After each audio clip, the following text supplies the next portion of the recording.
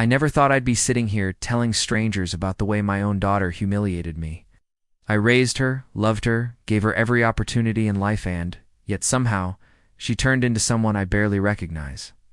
It all started when she got engaged to her long-term boyfriend, Daniel. I was genuinely happy for her. I wanted her to have the wedding of her dreams. But when she sat us down to talk about the budget, I realized quickly that her idea of dream was more like a Hollywood production. She pulled out a binder filled with pages of estimates. Venues, catering, a designer gown, luxury cars, a 12-piece orchestra, the works. At the bottom of the list, in bold, is the total, $250,000. I almost choked on my coffee when I saw it. I calmly asked her where she expected all that money to come from. Without hesitation, she looked me dead in the eye and said, "From you, of course. You're my dad. That's your responsibility." My wife and I stared at each other, stunned. I told her that wasn't realistic. We're comfortable? Sure, but not that comfortable. I explained that we could contribute something reasonable. Maybe $20,000 or so, but the rest would have to be scaled down or paid by her and Daniel. She acted like I had just told her she was adopted. "You're such a broke loser, Dad," she snapped.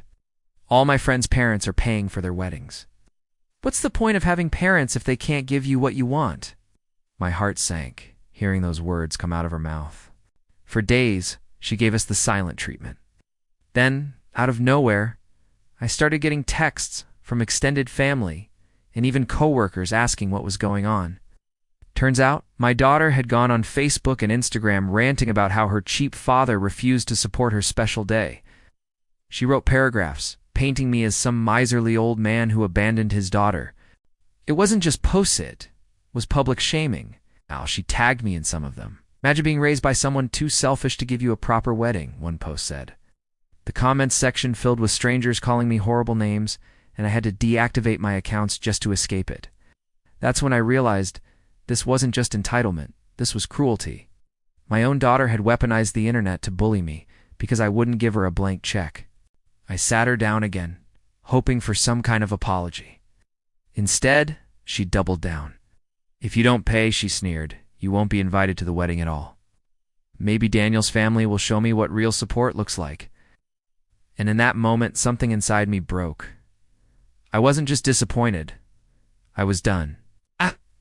My wife tried to calm me down, but I couldn't shake the thought. My daughter didn't see me as her father anymore. She saw me as a bank account she could insult into submission. For weeks, I kept quiet. I didn't want to escalate things further, and a part of me hoped she'd realize how out of line she had been. But instead, her behavior only got worse.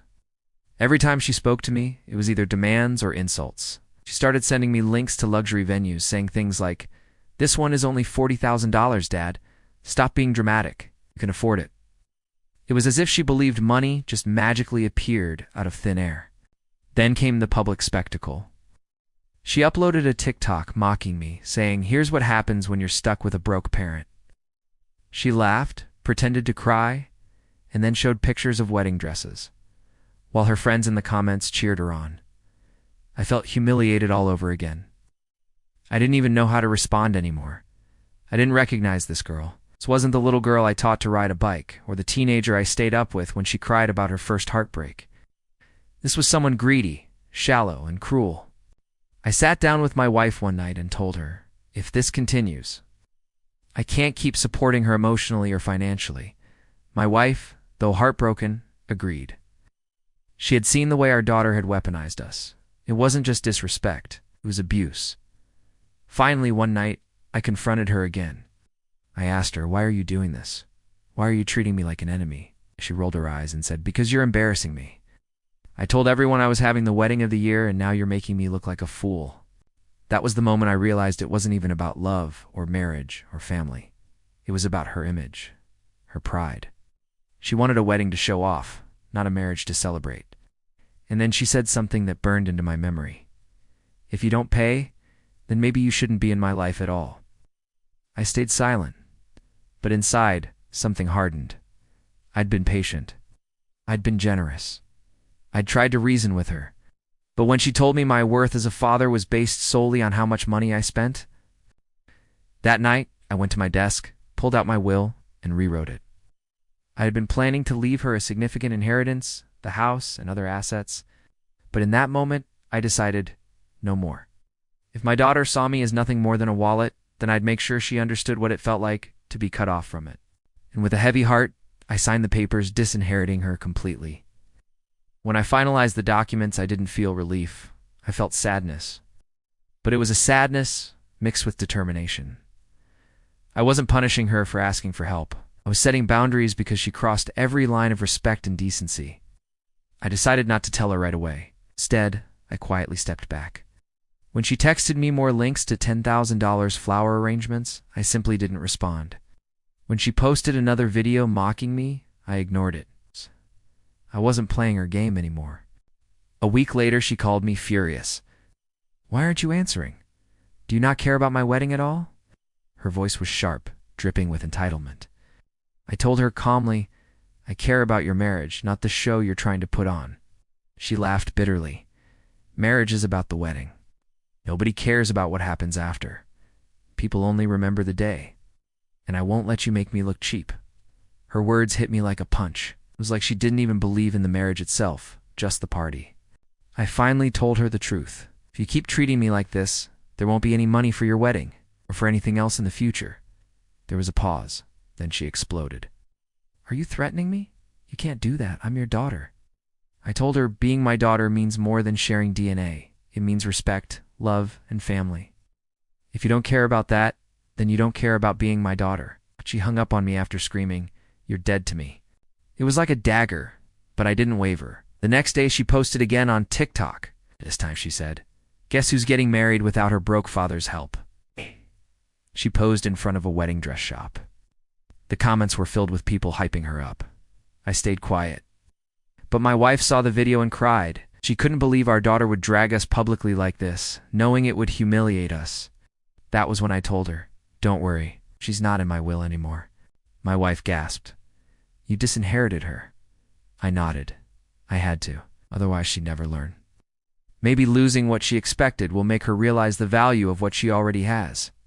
My wife didn't argue. She just nodded, though I could see the heartbreak in her eyes. A few days later, word got out. I don't know who told Herma be my sister. Maybe the lawyer's office leaked something, but my daughter called me in absolute rage. "You're cutting me out of your will. Are you insane?" I replied firmly, "No, I'm finally sane. You made it clear you only see me as money, so I decided to remove that part of the relationship. Now you'll see me as nothing, Anne, maybe. One day you'll regret it." She cried, screamed, begged, and threatened, all in one call. At the end, she shouted, "You'll regret this when I walk down the aisle without you there." Then she hung up again.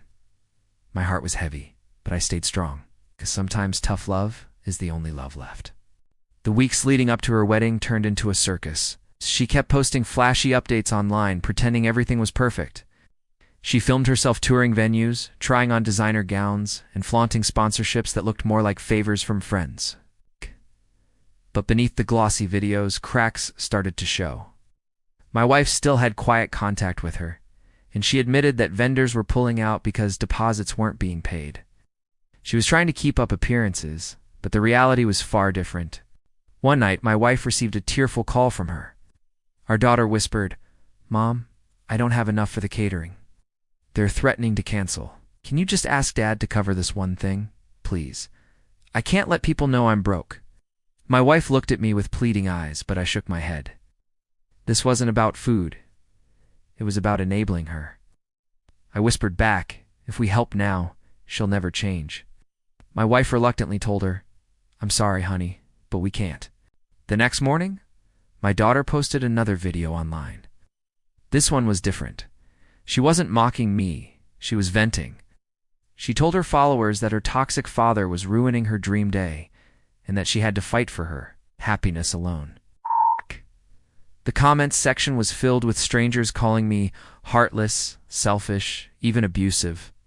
Some told her to cut me off forever, others called me cheap. Reading them stung, but I reminded myself, these people don't know the truth. They only know her curated version. Then came the rehearsal dinner. She invited us, though it felt more like an obligation than a genuine gesture. My wife wanted to attend, hoping maybe we could mend things. I reluctantly agreed, but only if we kept it civil. When we arrived, it was clear we were outsiders. Her family gave us polite smiles, but her friends whispered as we walked in. My daughter stood up to make a toast, and I braced myself. Sure enough, she couldn't resist. "To my amazing," she said, raising her glass. "Thank you for showing me what true support looks like. Unlike some people who abandoned me when I needed them most." The room chuckled awkwardly, all eyes darting toward me. I didn't react. I just sat there, sipping my water.